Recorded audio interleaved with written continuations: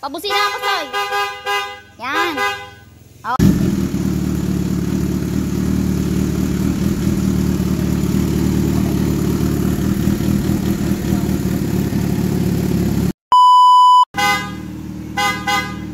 Alright, so ayan, meron tayong customer ngayon. Regular customer po natin siya way back 20, ano pa siya, 2023. Oo, sa kabila pa tayo. So, Kawasaki ZH2 yung ano niya, yung motor niya. So, kinabitan natin siya ng ano, ilaw, busina, sabay sa passing. Okay, so ayan, dito natin siya kinabit. Ayan, ito yung bracket na ginamit natin. Nakikita nyo, makapal yan, ano siya, alloy. And then kung napapansin nyo, ito, ano siya, meron siyang signal light. Ayan, signal light po yan mga busing. Pagka nag-umaandar yung motor, automatic po siya ng ano, umiilaw din yan, and then sumasabay sa sa signal light ng motor. Alright, so ayan, wait lang. Okay. So ito yung ito yung liwanag ng ating ilaw. Tingnan nyo, nakikita nyo, napakalakas niyan. Ayan. So meron siyang high beam and meron na siyang low beam. And meron na siyang kasamang blinker. Ayan. Sa mga ayaw naman sa blinker, ayan, pwede naman na hindi natin ikabit yan. Okay, pwede naman tanggalin. Okay, so ang ating ilaw ay 120 watts po yan mga busing. So, ayan, minsan may nagtatanong sa akin, madam, hindi po ba maano yung, ano pa tawag yun, yung battery nila? Ayan. O hindi, basta gamitin mo lang siya pagka oras na gabi na nasa mahabang biyahe ka. So, purpose talaga niyan ay yung sa long ride talaga. Pero pang dito lang, so wag nyo siyang gamitin. Okay? Ayan. And then, sa mga nagtatanong din, madam, hindi po ba ma-avoid yung warranty namin dahil bago pa po yung motor? So, hindi po mga busing dahil dito po sa shop, hindi po kami nagpuputol ng wire dito. Okay? Hindi po tayo nagpuputol ng wire dito. Ayan. Gumagawa po tayo ng sariling nating harness para po hindi po ma-avoid yung inyong warranty sa inyong motor. Okay? Kaya po matagal din po ang gawa dito sa shop kasi minsan gumagawa kami ng sarili naming harness. Yan. Kaya hindi po talaga na-avoid yung inyong warranty kahit samahan pa po namin kayo sa kasa.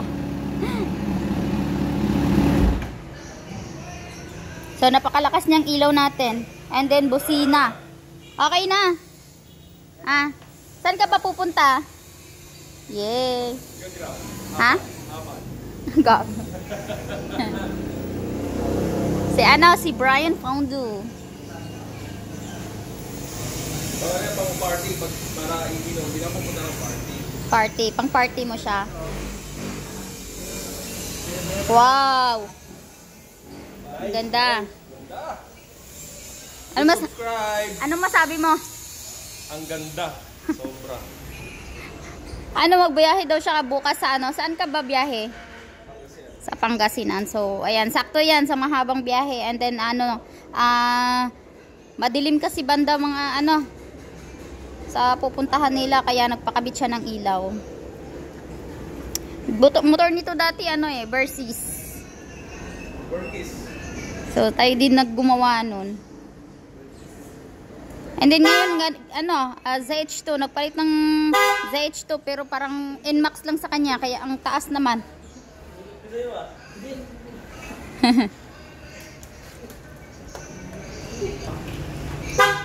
Ayan, way back 2022 mga busing, ayan. Kami po ay nagsiset up po talaga ng mga ilaw. Lalong-lalo na nung Boss Ironman, ayan, punong-puno po kami lagi minsan dyan. Nagkakabit kami ng mga ilaw. Dahil yung ilaw mga busing ay napaka-importante sa atin dahil tayo ay riders. Kailangan handa tayo sa kahit anumang rides na ating madaanan sa daan. So minsan yung mga daanan natin dyan wala talagang ilaw. So kailangan natin yan, importante sa atin yan. Kailangan handa tayo sa ating lakad. Kasi minsan pagka nasa biyahe tayo, lalo na pagka pupunta ka ng Nueva Ecija, Diyos ko, yung mga truck doon napakalaki. Minsan tutukan ka pa talaga ng mga malalaking truck. So ikaw naman na mga na nakamotor lang. So, kawawa ka kasi nga, yung ilaw mo ay yung, malabo. Kasi yung stock natin mga busing, ayan, stock natin yan dyan, headlight, napakalabo niyan. Hindi maasahan yan kung ikaw ay nagbabiyahe ka ng malayuan, so hindi po siya nakakatulong talaga. Ayan, delikado po. Kailangan po talaga na meron tayong dagdag ng ilaw para sa ating motor. Protection natin yan. And then yung busina natin. Kaya po minsan yung iba minsan na yung mga walang big bike, minsan nagagalit sila pagka nagbubomba yung mga ibang big bike. So ganito po kasi yon. Minsan kasi yung may mga ibang big bike na ayaw nilang magpakabit ng busina.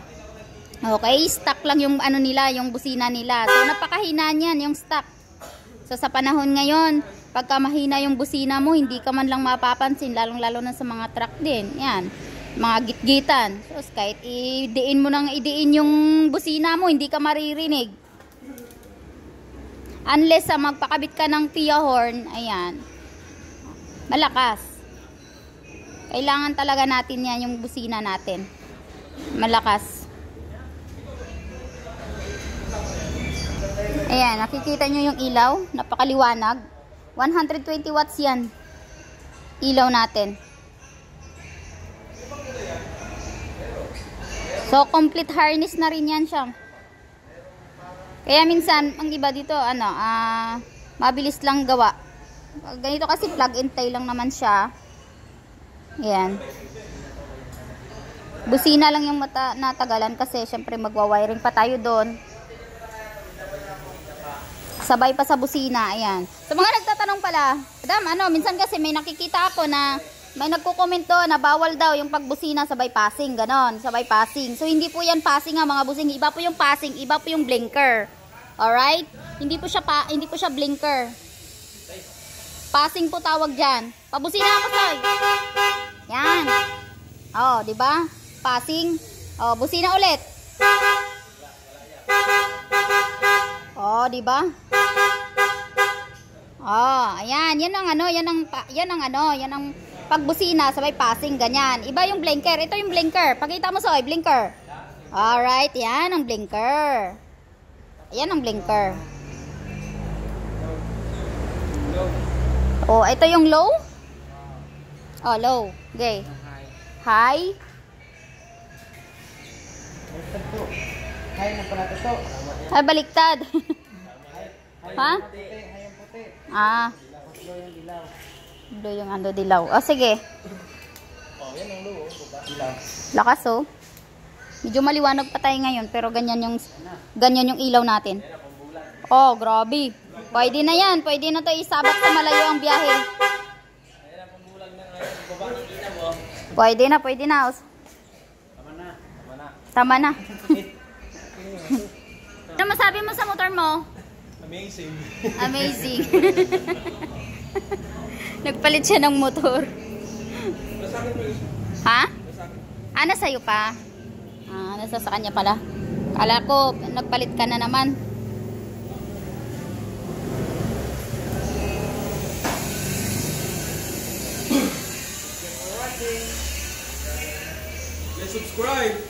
Please subscribe. Against the light. Wait lang kasi against the light. Ayan, okay dito.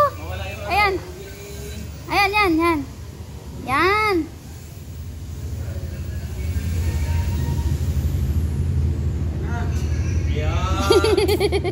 Alright, thank you so much. Thank you for watching. Oh. Lakas. Bigyan karapatan yung tabas. Alright, so ayan, sa mga nagtatanong, ayan. Ito, kinabitan din natin yan, ayan, si Kuya Fermin. Ha?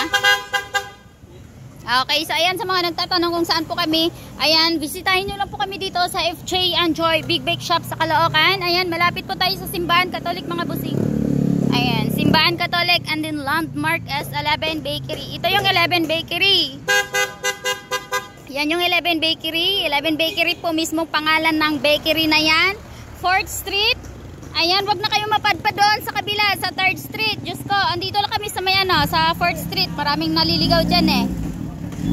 Okay, so ayan. 4th Street, ayan. Landmark S11 Bakery or di kaya ayan oh, Skena Coffee. Ayan, andito lang kami sa harap. Okay, ayan, or di kaya maaari nyo namin kontakin sa aming contact details. Ayan, sir, 995-813-7766 or di kaya sir, 997-2761800. Ayan, ano tayo, meron tayong mga YouTube channel, TikTok, ayan. Doon na ako minsan nag-upload ng ating shorts video. Thank you so much. Grabe. Oh.